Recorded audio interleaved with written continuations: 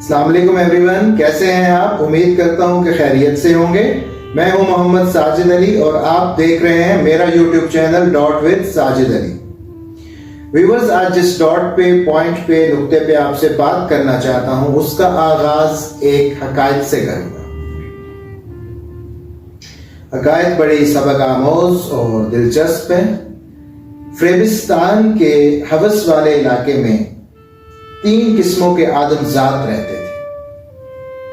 ان میں سے ایک کی نظر اتنی تیز تھی کہ چیونٹی کے پاؤں تک دیکھ لیتا تھا، لیکن وہ دل کی آنکھوں سے اندھا تھا۔ دوسرا بہت تیز سننے والا تھا، لیکن اس کے دل و دماغ کے کان بند تھے۔ تیسرا آدم ذات ننگا تھا، لیکن اس کے کپڑوں کے دامن بڑے دراز تھے۔ سمجھنے والے کو شاید اس ویرانے سے کوئی خزانہ ہاتھ آ جائے۔ ایک دن اندھے نے کہا، یارو، آدمیوں کا ایک گروہ چلا آ رہا ہے، اس سے پہلے کہ وہ ہمیں نقصان پہنچائے ہم یہاں سے بھاگ جائیں۔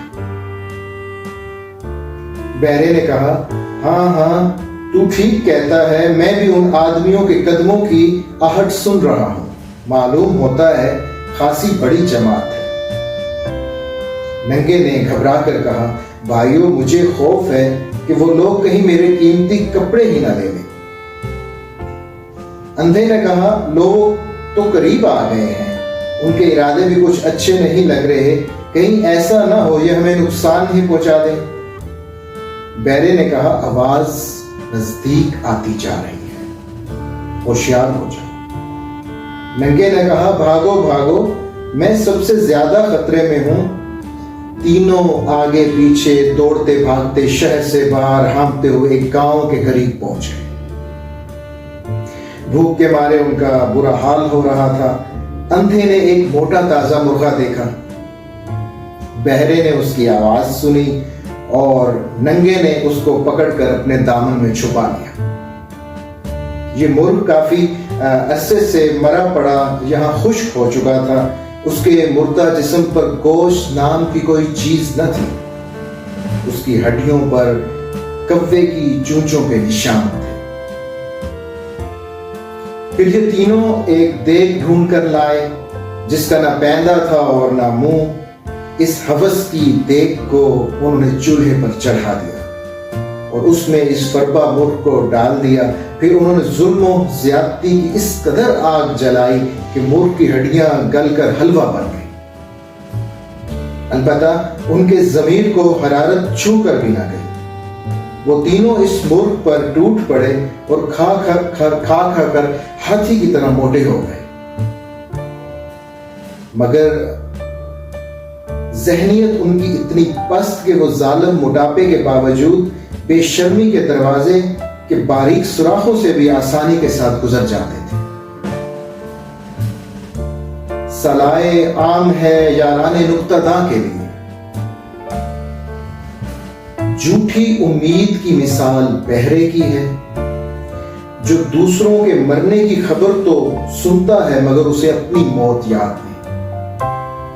حرص و ہوس کی مثال اندھے کی ہے جو دوسروں کے ذرا ذرا سے عیبوں پر نظر رکھتا ہے، ان کی تشہیر کرتا پھرتا ہے مگر اس بد نصیب کو اپنے عیب نظر نہیں آتے۔ تیسرا سب سے بڑا بے وقوف دنیا پرست آدمی ہے۔ یہ ظالم بھول گیا کہ وہ دنیا میں ننگا آیا اور ننگا ہی دنیا سے جائے گا۔ اس کو ساری عمر یہ ڈر لگا رہتا ہے کہ کہیں کوئی میرا دامن ہی نہ چاک کر ڈالے، میرا کوئی پول نہ کھول دے۔ حب مال اس کے رگو پے میں اترا ہوا ہوتا ہے۔ ساری زندگی چور کے خوف سے اس کا جگر خون ہو کے گھلتا رہتا ہے۔ ایسے آدمی کو موت کے وقت سب کچھ پتا چل جائے گا۔ صاحب مال سمجھے گا کہ وہ تو بالکل مفلس تھا اور صاحب فہم و ذکا کو محسوس ہوگا کہ وہ بالکل بے ہنر تھا۔ دنیا پرستوں کو حرص نے اندھا اور بہرا کر رکھا ہے۔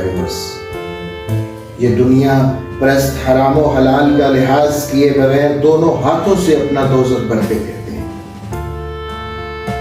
حیرانگی کی بات ہے کہ ان سب کو یہ پتا ہے کہ ایک نہ ایک دن مرنا ضرور ہے.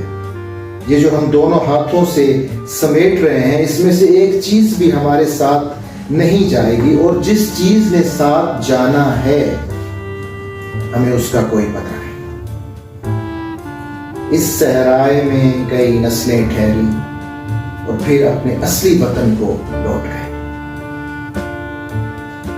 مگر ان عقل کے اندھوں کو یہ یاد ہی نہیں رہا کہ جہاں عارضی رہنا ہے ہم اس کا بندوبست بڑے اہتمام کے ساتھ کر رہے ہیں, اور جہاں دائمی رہنا ہے اس جہان میں جہاں ہم سب کو جانا ہے اور جہاں پھر ہمیں دائمی رہنا ہے وہاں کی ہمیں کوئی خبر ہی نہیں. ویورز, ذرا سوچیے اور اس بہرے, اس اندھے, اس ننگے بننے سے بچیے. انسان کو اخلاقی اقدار کی پاسداری کرنی چاہیے, ورنہ مرتے وقت پچھتاوا اس کا مقدر بن جاتا ہے. اس سبق آموز حقائق سے ہمیں سبق سیکھنا چاہیے اور غور کرنا چاہیے. امید کرتا ہوں کہ آپ کو آج کی ویڈیو پسند آئی ہوگی. کمنٹس میں اپنی رائے کا اظہار کیجیے گا. اپنا خیال رکھیے گا. اللہ حافظ. Take care.